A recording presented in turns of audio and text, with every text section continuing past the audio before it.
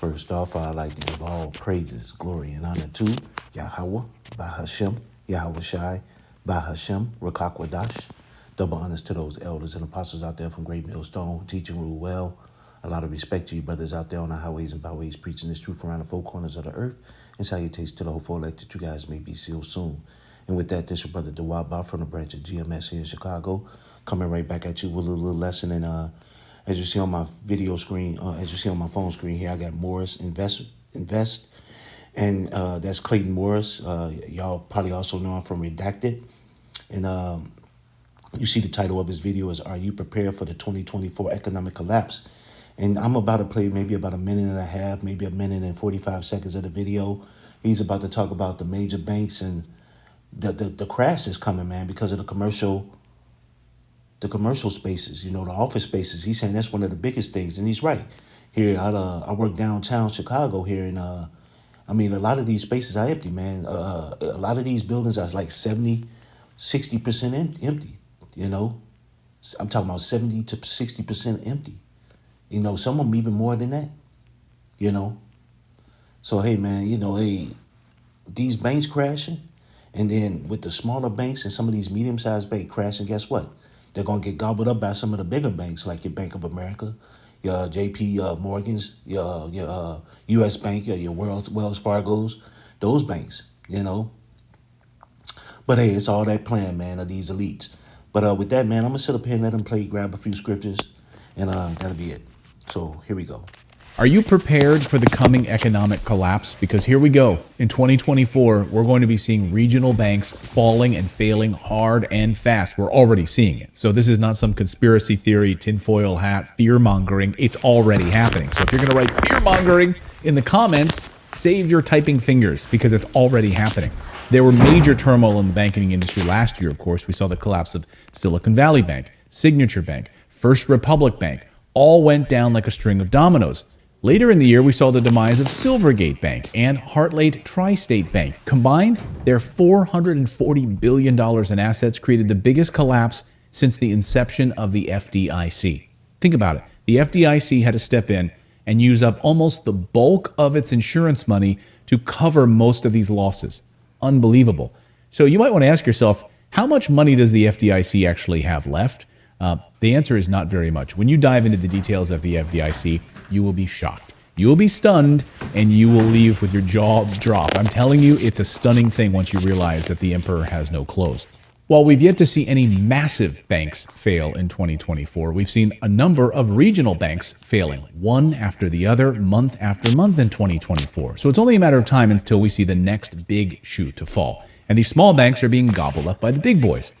Here's why this is happening. This is one big piece of it: commercial real estate. All those commercial real estate loans coming due this year into next, and all of these small regional banks are expected to face major turbulence. Office, retail spaces have faced high vacancy rates in the past few years as work-from-home culture took over. The shift has changed the game in the office space industry, leaving many buildings totally vacant or 70% vacant. This, combined with continued high interest rates, is creating a pinch for lenders and leaseholders. So I'm just going to end it there. But y'all sit up here and heard him. He's saying that this a lot of these banks, due to them holding a lot of commercial real estate loans, is about to crash and burn. Especially a lot of the small ones, a lot of the medium-sized ones. And guess what? They're going to get gobbled up by the bigger ones. And he did speak about the other banks that crashed last year. But hey, with that being said, hey man, it's just a matter of time. And then you couple that with other things that are going on. The economy is going to shit. So, I'm going to grab a few scriptures, and then there's other things that we got to talk about. Here it is. You talking about the economy. You talking about the crash of the banks, with all these loans. You talking about the debt ceiling. And then if you even go any further, now they talking about this new avian flu. Now you got troops going over there to fight with Russia. If I'm not mistaken, I think I heard the news late last night about that happening. So there's many things going on, man. Hey, this place is going down like like the Titanic, sinking like a bag of rocks. So with that, man, let me sit up here and grab Jeremiah is where I want to go. Jeremiah chapter 51. Just Jeremiah 51 and 7. Babylon had been a golden cup in the Lord's hand that made all the earth drunken. The nations have drunken of her wine. Therefore the nations are mad. Babylon is suddenly fallen and destroyed. Now here it is, the philosophies, all these people, all these other nations have sit up here and laid down with this damn dog, and now they got fleas and ticks. The economy is crashing. The doctrine sucks. They sit up here and fell for the okie doke, and now these motherfucking countries are pissed off and angry. But this is Jeremiah 51 and 8. Babylon is suddenly fallen and destroyed. How for her? Take balm for her pain. If so be she may be healed. We would have healed Babylon, but she is not healed. Forsake her and let us go everyone into his own country, for her judgment reacheth unto heaven and is lifted up even to the skies. And see, that's the whole point of this place. It's not about to be healed.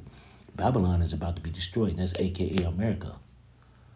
AKA America, Babylon the Great. This place is about to be finished, man. It's about to be over. The Heavenly Father is about to sit up here and do marvelous. He sent his only begotten Son to take this place totally out. People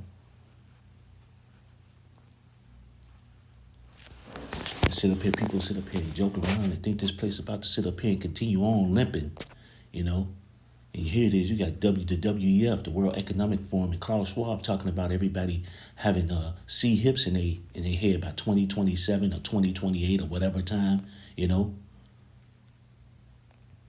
These motherfucking devils are coming, and this is just one big part of it. The economy crashing, man. When these banks fail, when you can't go to the bank and get money, boy, you're gonna see a lot of carnage. So with that, hey, let me sit up here and actually, you know what? Before I go there, let me go to Lamentations real quick. This is Lamentations chapter 4. In verse 21, rejoice and be glad, O daughter of Edom, that dwellest in the land of Uz. The cup also shall pass through unto thee. Thou shalt be drunken and shalt make thyself naked. So the Heavenly Father about to sit up here and all the pain that the Israelites was going through, all the suffering, all the curses, now it's falling on Babylon the Great. You're about to drink of that cup. You're about to get that wrath and that judgment. Lamentations 4 and 22, the punishment of thy iniquity is accomplished, O daughter of Zion, the Israelites. He will no more carry thee away into captivity. He will visit thine iniquity, O daughter of Edom. He will discover thy sins. So yes. So this place ain't healing. The Heavenly Father about to sit up here and fuck this place up. And as we see, many things are happening. It's not just the economy.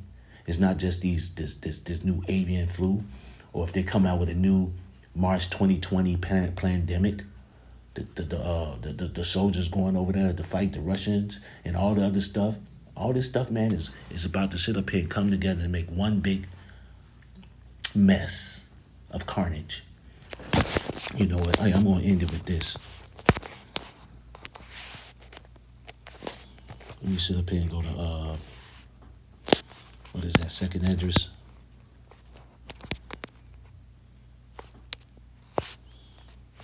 Second address 16. And what is that, 37? Yeah, here, this is second address 16 and 37. Behold, the plagues draw nigh and are not slack, as when a woman with child in her 9th month bringeth forth her son, with 2 or 3 hours of her birth. Great pains compass her womb, which pains when a child cometh forth.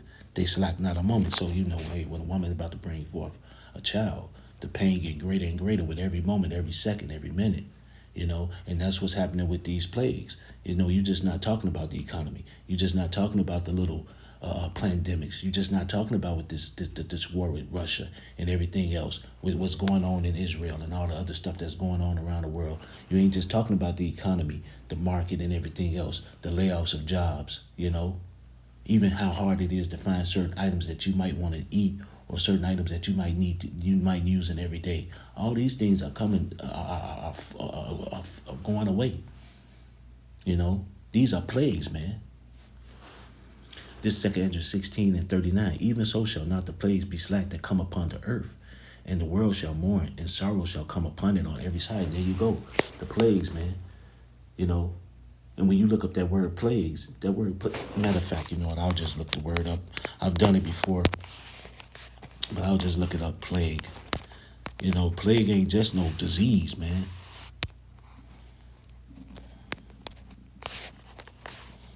Here it is, a plague. Now, a contagious bacterial disease characterized by a fever and delirium, typically with a formation of bubbles and sometimes infection of the lungs, an outbreak.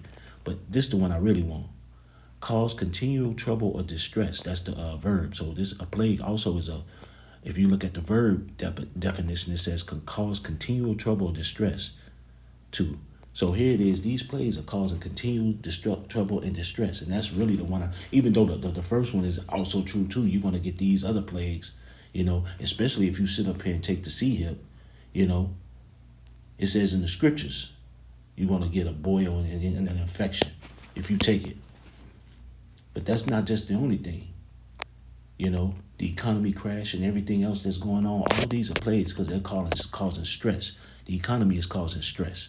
All these things are causing people to lose their mind and to want to hurt other people, whack themselves off, commit suicide and everything else.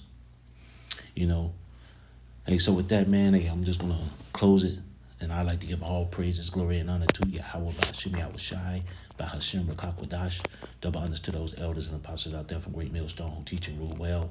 A lot of respect to you brothers out there on the highways and byways preaching this truth around the four corners of the earth. And salutations to the hopeful elect that you guys may be sealed soon. And with that, I always say stay prayed up, brothers. Pray for each other because we almost up out of here. So with that, I like to say Kwam Yasharella and Abba Babal and Anya Habadama. Shalom.